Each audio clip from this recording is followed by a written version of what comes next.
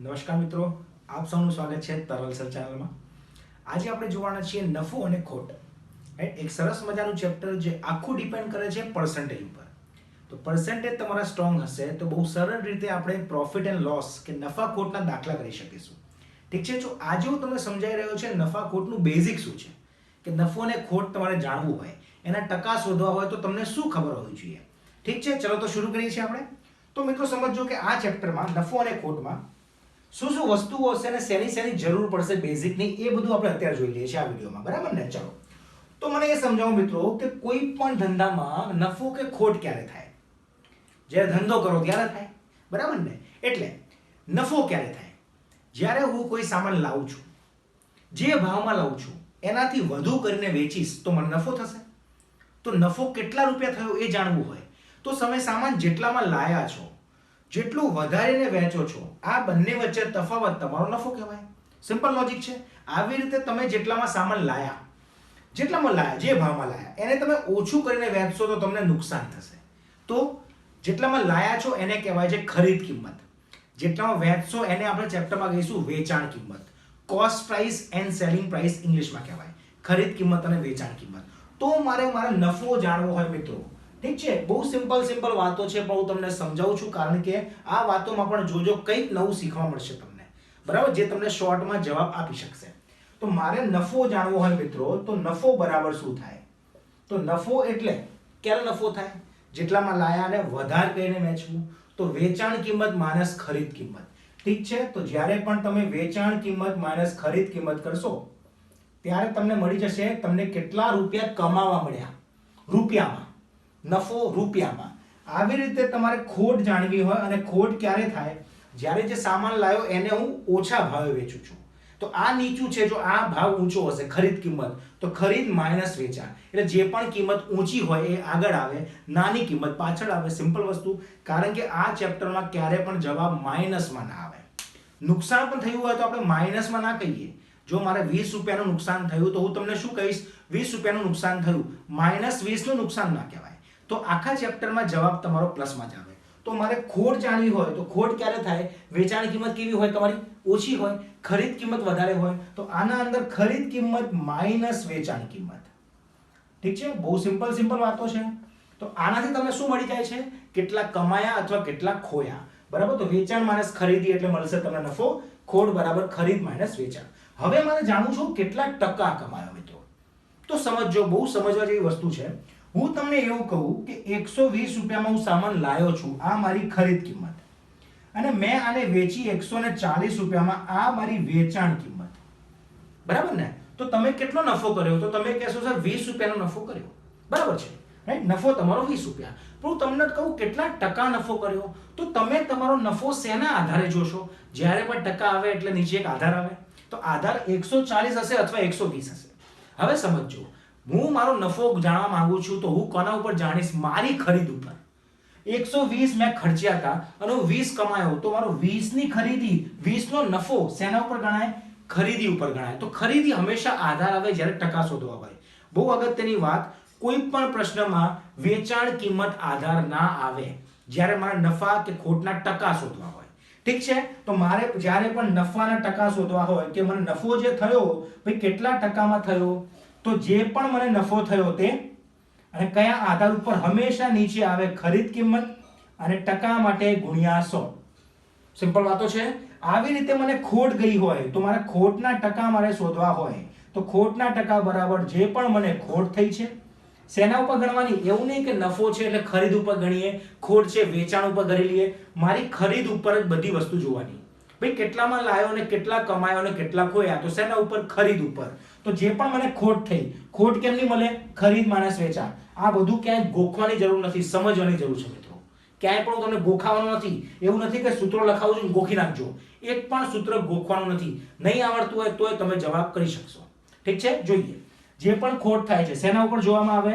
ખરીદ કિંમત જ આધાર રહે, અને જ્યારે પણ ટકા હોય તો ગુણ્યા 100 આવે છે. તો આ જવાબ તમારો ટકામાં આવી જવાનો છે મિત્રો. બરાબર, સિમ્પલ વાતો છે. ઠીક છે, હવે આગળ સમજીએ આપણે કે ટકા તમને શોધતા આવડી ગયા, આના આધારે તમે ટકા શોધી શકો છો કે કેટલા કમાયા અને કેટલા ખોયા. તો આનો એક આપણે એક્ઝામ્પલ જોઈ લઈએ નાનો. ચલો, મારી ખરીદ કિંમત છે ધારો કે હું એક વસ્તુ લાવ્યો છું 220 રૂપિયામાં, ઠીક છે. ચલો હવે આપણે એને વેચાણ કરવાનું, ધારો કે 242 રૂપિયામાં, ઠીક છે ને. તો મારી કમાણી કેટલી, બે નફો થયો, જો વધારે કરીને વેચ્યું તો મારે નફો જાણવો હોય તો મારો નફો કેટલો, વેચાણ માઇનસ ખરીદી એટલે મને 22 રૂપિયા મળ્યા મિત્રો. 22 રૂપિયા થયું, 242 માઇનસ 220. પણ મારે જાણવું હોય મારા નફાના ટકા કેટલા, તો નફો ટકો બરાબર શું ભાઈ, કેટલા કમાયા, 22 કમાયા. શેના આધારે, ખરીદ કિંમત, નીચે 220 અને ગુણ્યા 100 કરો એટલે આ તમારું 10%. ટકાવારીમાં જોયું તું શોર્ટકટમાં કેમનું કરવાનું, આ આધાર છે, આના તમે કેટલા ટકા કરશો તો 22 પહોંચી જવાય, તો 220 ના 10% 22 થાય, તો તમારો નફો કેટલો, 10% નફો. ક્લિયર છે, સિમ્પલ છે. આગળ વધીએ. આવી રીતે તમને ખોટ ક્યારે જાય કે તમે જે સામાન લાયા છો એ તમે કંઈક ઓછું કરીને વેચો છો. ધારો કે વેચ્યું આપણે 20 રૂપિયામાં કે 200 રૂપિયામાં, તો શું થયું, જો નુકસાન થયું. કેટલાનું, 20 રૂપિયાનું નુકસાન થયું. તો અહીંયા તમારે ખોટ જઈ રહી છે. તો ખોટ બરાબર કેટલી, બંનેનો તફાવત 20 ની ખોટ. ત્યારે ખરીદ કિંમત ઊંચી હોય, વેચાણ કિંમત નાની હોય, એટલે મોંઘું લાવીને સસ્તા વેચો તો ખોટ જ જાય. તો ખોટ તમારી 20. હવે ટકા શોધવા હોય તો આવી રીતે જ ખોટના ટકા શું થશે મિત્રો, ખોટના ટકા બરાબર જે આપણે ખોટ કરી શેના આધારે, ખરીદ કિંમત જ નીચે આવે, 22 220 અને ગુણ્યા 100. તો આ 10% થી થોડી ઓછી થશે કંઈક, બરાબર. અપ્રોક્સિમેટલી જો આના 10% 22 થાય, 22 થી ઓછું છે એટલે આ 10%. ઠીક છે મિત્રો, ખબર પડી રહી છે બધાને? ઠીક છે. ચલો હજુ આગળ વધીએ. હજુ એક બે બેઝિક બતાવું તમને. તો આ આપણે લેક્ચર છે ને આખું બેઝિક ઉપર જ જવાના છીએ.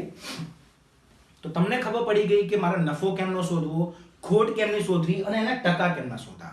હવે તમે જોજો કે મને ખોટ અને નફાના ટકા આપ્યા હોય તો મારે વેચાણ કિંમત શોધવી અથવા ખરીદ કિંમત કેવી રીતે શોધવી. બહુ અગત્યની વાત છે ને બહુ ધ્યાન રાખવા જેવી વાત છે. હવે તમે કહો કે ખરીદ કિંમત તમને આપી હોય 440. હવે તમને કીધું છે કે તમે નફો લઈ રહ્યા છો. હવે નફોને છે એને ટકા આપ્યા છે કે નફો જે થયો તમને ટકામાં એ થયો છે 20%. 20% નફો તમે લીધો, પહેલાથી તમને ખબર છે કે મારે 20% નફો લેવો જ છે અને આ સામાન તમે 440 માં લાયા છો, તો આની વેચાણ કિંમત તમારે કેટલી મૂકવી પડે, તો બહુ સહેલી વસ્તુ છે શોધવી. ભાઈ વેચાણ કિંમત, તો આ સૂત્ર મૂકવાની જરૂર નથી મિત્રો, આવું નહીં કરવાનું. ચલો આ સૂત્ર મૂકી દઈએ આપણે, વેચાણ આ નફાના ટકાની જગ્યાએ 20 મૂકી દઈએ. નફોની જગ્યાએ નફો શું થાય, વેચાણ માઇનસ ખરીદી. વેચાણને x લઈ લઉં તો x માઇનસ ખરીદી ભાગ્યા ખરીદી પાછી 440 મૂકીએ અને ગુણ્યા 100. આ બધી જરૂર નથી, તમે ટકા શીખ્યા છો. મારે જે નફો જોવાનો હોય, ગણવાનો હોય, શેના ઉપર ગણાય, ખરીદ ઉપર ગણાય. આ મારી ખરીદ કિંમત આપી છે, પછી ચિંતા જ ક્યાં છે. આ જે પણ કિંમત છે એના 20% હું કમાયો, આના 20%, ખરીદીના 20%. ખરીદ મારો આધાર છે, જોઈ લો બંને જગ્યાએ. તો મને ખરીદ કિંમત આપી હોય ને તો વેચાણ કિંમત શોધવી બહુ જ સહેલી છે. મને નફો થયો હોય, ટકામાં આપ્યો હોય તો આના ઉપર એટલા ટકા ઉમેરી દો. અને રૂપિયા પણ આપ્યા હોય તો એટલા રૂપિયા કમાઉં છું તો આના અંદર એટલા ઉમેરી દેવાના. એવી રીતે મને નુકસાન થયું હોય તો આના ઉપર એટલા ટકા બાદ કરી દેવાના. ઠીક છે ને, સહેલું છે. તો ખરીદમાંથી વેચાણ બનાવવું બહુ સહેલું છે મિત્રો, પણ જ્યારે વેચાણમાંથી ખરીદ બનાવવું હોય તો ત્યારે બહુ ધ્યાન રાખવાનું. તો મને અહીંયા 20% નફો થાય છે, તો આના 20% શું થાય ભાઈ, આના 10% થાય 44. તો 44 ને 44 થાય 88 મને ફાયદો થાય છે. તો 528 માં આ સામાન વેચો તો 20% તમને નફો થાય. સહેલું છે, સિમ્પલ. તમને ટકા આપ્યા હોય, ખરીદ આપી હોય તો ખરીદ ઉપર જ ટકા ઉમેરાય. આના જ 20% કમાવાનું છે, આના 20% થાય 88 ઉમેરો, વેચાણ કિંમત 528 માં સામાન વેચ્યો. સહેલું છે એકદમ. વધીએ આગળ. ચાલો હવે મિત્રો કદાચ તમને એવું આપ્યું હોય કે તમે એક સામાન વેચ્યો, તમારી વેચાણ કિંમત બરાબર 120 અને તમને હવે ખોટ ગઈ, તમે ખોટ કર્યું, નુકસાન કર્યું, તમે ખોટના ટકા તમારા 20% ધારો કે, તો આની ખરીદ કિંમત શું, તો હું તમને આ શોધવા માટે આપીશ મિત્રો. કદાચ તમે આ કેલ્ક્યુલેશન કરશો ને તો 30 થી 40% આનો જવાબ પણ લોકો ખોટો લાવે છે મિત્રો. જો તમે આટલું જ નહીં કરી શકો, આ જ કોન્સેપ્ટ તમને ક્લિયર નહીં હોય તો તમે એક પણ દાખલા નફા નુકસાન નહીં કરી શકો મિત્રો. બરાબર. જો આના તમે જે કેલ્ક્યુલેશન કરશે, જેને ખોટી કરી હશે, કયા કયા જવાબ આવી શકે તમે સમજો.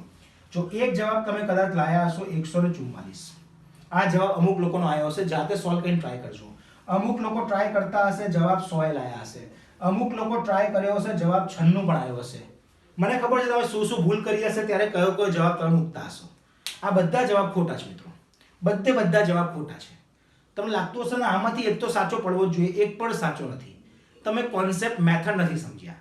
હવે જો તમે 20% ખોટ કરી અને 120 વેચ્યું તો તમને એવું લાગે છે કે આ સંખ્યા છે ને 20% ખોટ ખાઈને તો આના 20% ઉમેરી દઈએ ને આપણે, તો આના 20% એટલે 12 ને 12 24 ઉમેરીને તમે 144 જવાબ લાયા હશો, કાં તો પછી 12 ને 12 24 ઘટાડીને તમે 96 લાયા હશો, અથવા 20% ખોટ ગઈ તો આના 20% બાદ કરીને 100 ટ્રાય કર્યો હશે. આ બધા જવાબ ખોટા છે મિત્રો. બહુ જ સમજવા જેવું છે. હવે તમે ધ્યાન આપો કેમનું સોલ્વ કરું છું અને સમજો. એવું નહીં કે આ પ્રશ્ન આવડી ગયો એટલે રાજા થઈ ગયા. તમારે બસ મેથડ જ સમજવાની છે. ખાલી મેથડ ઉપર ફોકસ કરજો કે હું શું કરી રહ્યો છું, તમને સમજાવવા શું માંગી રહ્યો છું. મિત્રો મેં તમને અત્યારે જ કીધું, નફો હોય કે નુકસાન હોય, આધાર કોણ હોય? ખરીદ આધાર હોય. એટલે જેટલામાં હું લાવ્યો છું ને એના ઉપર ટકા ગણાય મારા નફાના કે નુકસાનના. આવું હોય, ઠીક છે. અહીંયા તમને ખરીદ કિંમત આપી જ નથી. તમારો પ્રશ્ન કેવો હતો? તમે ખરીદ કિંમત કંઈક લાયા છો એ તમને ખબર નથી, આના 20% ખોટ કરીને પછી અહીંયા પહોંચ્યા. તો તમારે જે પ્રોસેસ કરવાની હતી ને, ખોટ ખાવાની હતી, આના ઉપર ખોટ ખાવાની હતી, આના ઉપર ના ખવાય, પછી આના ઉપર નફો ના લેવાય, આને આધાર બનાવાય જ નહીં. આધાર કોણ? ખરીદ કિંમત તમારો આધાર. યાદ રહેશે, ખરીદ કિંમત તમારો આધાર. તો કેમનો કરવાનો? જો સાદી ભાષામાં કેમનો કરવાનો તમને સમજાવું. હવે સમજો કે કોઈ પણ વસ્તુ આપણે લાયા છીએ, વેચીએ છીએ, નફો લઈએ, નુકસાન લઈએ, પણ સૌથી પહેલા શું કરીએ? સામાન ખરીદીએ પછી જ વેચીએ ને. તો પ્રોસેસ શરૂ ક્યાંથી થાય? ખરીદવાથી થાય. હવે મેં સામાન ખરીદ્યો, મને તો ભાવ ખબર જ નથી, હું ટકામાં ધારી શકું? મેં સામાન ખરીદ્યો, લઈ લઈએ 100%માં મેં સામાન ખરીદ્યો હતો. હવે 100%માં સામાન ખરીદ્યો તો મેં 20% મને ખોટ ગઈ, તો આના 20% જ હોય ને, ખરીદ કિંમતના જ 20% ગણવાના ને, નફો ખોટ એટલે. તો આના 20% 20% જ થાય. આટલો મને ખોટ ગઈ તો 100 માંથી 20%ની ખોટ જાય તો તમારો સામાન ખરેખર ખરીદ કિંમતના 80% એ જઈ રહ્યો છે. આવું હોય? આવું તો ખબર પડી બધાને. હવે તમે સમજો, તમને આ કિંમત આપી છે ને, એ તમને કઈ કિંમત આપી છે? તમને 80% વાળી કિંમત આપી છે. અને તમારે કઈ શોધવાની છે? તમારે 100% વાળી કિંમત શોધવાની છે. હવે તો આવડી જ જાય સાંકળનો નિયમ ક્રોસ કરતા બધાને, કે તમારો 80% વાળો જે ભાવ છે એ જો 120 હોય તો 100% વાળી ખરીદ કિંમત કેટલી હોય? જો હવે ડાયરેક્ટ કરતા શીખો, મેં દરેક વિડીયોમાં બતાવું છું તમને. 80 એ 120 કેમ ના બને? 80 ના કેટલા વધારે 120 છે? 80 ના અડધા કરો એટલે 40 થાય. તો આના અડધા વધુ, તો આના અડધા 50 વધુ, તો અહીંયા તમારો જવાબ 150 આવે. હવે ચેક કરજો તમે. હવે વિચારો, હું આખું તમને એક્સપ્લેન કરું છું કે હું સામાન લાવ્યો 150માં. હવે મને કહો તો મારા 20% ખોટ ગઈ. 150 ના સામાનમાં 20% ખોટ ગઈ તો 150 ઉપર જ ગણાય ને મારી ખોટ, કારણ કે આ મારી ખરીદ કિંમત હતી. તો આના 20% શું થાય? 30 રૂપિયા થાય. તો 30 ની ખોટ કરીને મેં કેટલા વેચ્યું? 120. બને છે ને? સેટ થાય છે ને? તમે અહીંયા 144 મૂકો, 144 ના 20% ખોટ કરો તો 28.8 થાય. એમાં બાદ કરશો 120 નહીં બને. 96 માં કરો, 96 ના 20% કેટલા થાય? 18.19.2 થાય. બાદ કરો ના થાય. અહીંયા 100 મૂકો, 100 ના 20%, 20 રૂપિયા 80 થઈ જાય. 80 છે જ નહીં. સમજવા જેવી વાત છે. જ્યારે પણ તમને વેચાણ કિંમત આપ્યું હોય ને, તરત જ મગજમાં ક્લિક થવું હશે, થવું જોઈએ તમને, કે આના ઉપર આધાર નહીં મૂકવાનો. આ મારો આધાર નથી. આ પોતે ક્યાંકથી બનીને આવી છે. આ કેમની બની? ભાઈ ખરીદ ઉપર 20% બાદ કરીને બની. તો કોઈ સંખ્યાને હું 20% બાદ કરું તો એ કેટલી બની જાય? 80% બની જાય. યાદ રહેશે. હું તમને કહું કે મને 10% નફો થયો, મગજમાં કેમનું સેટ કરવામાં માંગ્યો? વેલ્યુ પર્સન્ટેજમાં 10% નફો એટલે 100% મારી ખરીદ કિંમત, 10% નફો 110 મારી વેચાણ કિંમત. મને 20% નફો થાય છે, 100 માં લાવ્યો, 20% નફો 120% મારી વેચાણ કિંમત. મને 30% નફો થાય છે, 100 30 130. મને 30% નુકસાન જાય છે, 100 30 70. સહેલું છે. તો વેચાણ જ્યારે આપ્યું હોય તો એ સમજવાનું, વેચાણ કિંમતની સામે ટકા જે હશે એ 100 થી વધુ હશે અથવા 100 થી ઓછા હશે. 100 થી ઓછા ક્યારે હશે? જ્યારે નુકસાન થયું હશે. 100 થી વધારે ક્યારે હશે? જ્યારે ફાયદો થયો હશે. ફાયદો થાય તો જ તમે ખરીદ કરતા વધારથી વેચો છો. 20% નફો થયો હોય, આ જ પ્રશ્ન લઉં, અહીંયા કીધું 20% નફો થયો, તો 20% નફો એટલે 100 ની કિંમતમાં 20 વધારીને 120 પહોંચ્યા, તો 120%, 120 100 એ 100 આવી જાય. ખબર પડી બધા મિત્રોને? તો આ હતું બેઝિક પ્રોફિટ એન્ડ લોસનું. આ તમને આવડવું જોઈએ મિત્રો, તો જ આગળ વધાય, નહીં તો ખબર ના પડે આખા ચેપ્ટરમાં. તો ધ્યાનથી આખો વિડીયો 2 થી 3 વાર જોજો. અને બધામાં મેં શોર્ટકટ વાપરી છે, ક્યાંય સૂત્ર વાપર્યા નથી. સૂત્ર તમે લખાયા પણ મેં ક્યાંય વાપરે તમે જોઈ લો.